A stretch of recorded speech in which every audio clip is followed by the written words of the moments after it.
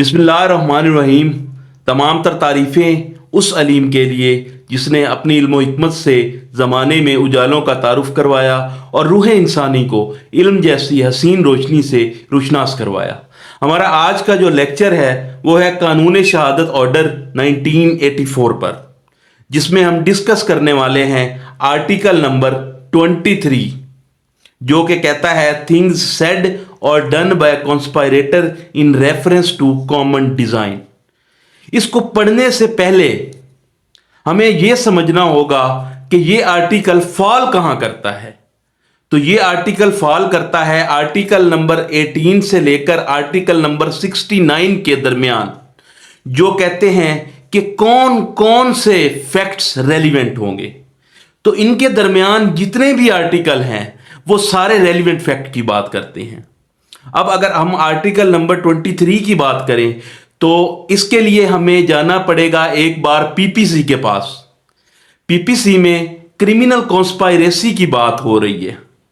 Criminal conspiracy, PPC कहती है कि क्रिमिनल कॉन्स्पायरेसी तब होती है जब दो या दो से ज्यादा बंदे क्या करते हैं जी, एग्रीमेंट करते हैं। किस चीज का?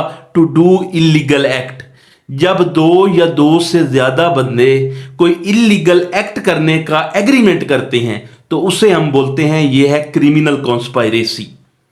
और आर्टिकल नंबर 23 में हमने यही डिस्कस करना है कि जो कॉन्स्पायरेटर है, क्या उसकी जो बात होगी वो रेलिवेंट होगी या नहीं होगी। क्या कॉन्स्पायरेटर की कॉन्स्पायरेसी रेलिवेंट होगी या नहीं होगी। तो वो कहता है कि where there is a reasonable ground to believe, where there is, जहां भी रीजनेबल ग्राउंड है किस चीज का, बिलीव करने का। अब रीजनेबल ग्राउंड टू बिलीव उसने क्यों कहा है? वो इसलिए कहा है क्योंकि क्रिमिनल कॉन्स्पायरेसी को प्रूव करना ही बड़ा मुश्किल काम है। अब क्रिमिनल कॉन्स्पायरेसी क्या है कि फर्ज करें मैं आपको कहता हूं कि ए जो है, ए प्लान बनाता है कि किसको मर्डर करना है, बी को। आई डेट है जी 17, ये प्लान बनाता है सी और डी के साथ कि बी को क्या करना है, बी का मर्डर करना है। ठीक है, कब करना है? 19 तारीख को करना है। ठीक है जी। लेकिन अब 19 तारीख को मर्डर नहीं होता।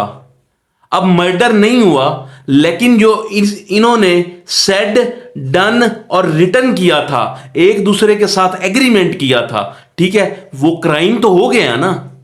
या क्राइम भी नहीं हुआ? क्राइम हो गया है, भले मर्डर ना भी हो। मर्डर ना भी हो, जो क्राइम हुआ है वो है कॉन्स्पायरेसी। अच्छा, रीजनेबल ग्राउंड टू बिलीव इसलिए है क्योंकि कॉन्स्पायरेसी को प्रूव करना ही बड़ा मुश्किल होता है। कॉन्स्पायरेसी तब प्रूव होती है जब कोई अकॉम्प्लिस आके एविडेंस देता है कि हमने ये प्लान बनाया था कि हम बी को क्या करेंगे, मर्डर करेंगे।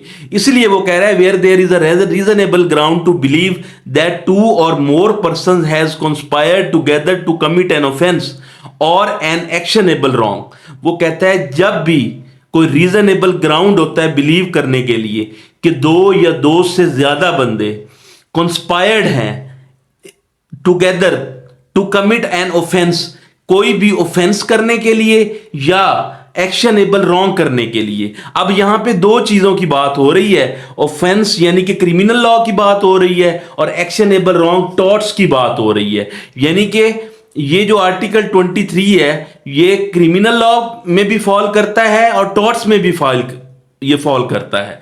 अच्छा, आगे वो क्या कहता है? वो कहता है कि ऑफेंस और an actionable wrong anything said, done और रिटर्न, कोई भी चीज कही गई हो, किया गया हो कोई काम, या रिटर्न या लिखा गया हो by any one of such person, उन बंदों के दरमियान जिन्होंने क्या किया, कॉन्स्पायरेसी की है, दो या दो से ज्यादा बंदों ने, in reference to their common intention. किस चीज में? कि उनकी कॉमन इंटेंशन थी, यानी कि प्री अरेंज प्लान था उनका उसमें। तो वो क्या होगा? After the time when such intention was first entertained by any of them, उन तीनों में से किसी एक की भी अगर इंटेंशन इंटरटेन हो गई है तो वो क्या होगा? वो रेलिवेंट फैक्ट होगा। वो फैक्ट कौन सा होगा जी? रेलिवेंट फैक्ट होगा। As against each of person believed to be so conspiring, as well for the purpose of proving the existence of the conspiracy as for purpose of showing that any such person was party to it।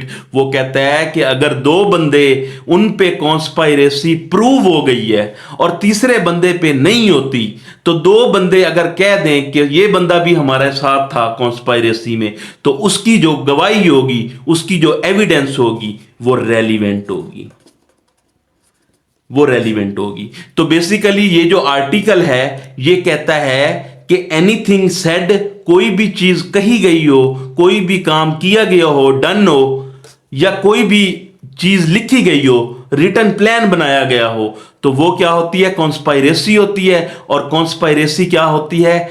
वो relevant होती है, उस पर evidence दी जा सकती है। तो ये था हमारा आज का लेक्चर। ऐसे ही लेक्चर्स के लिए हमारे चैनल को सब्सक्राइब करें। शुक्रिया।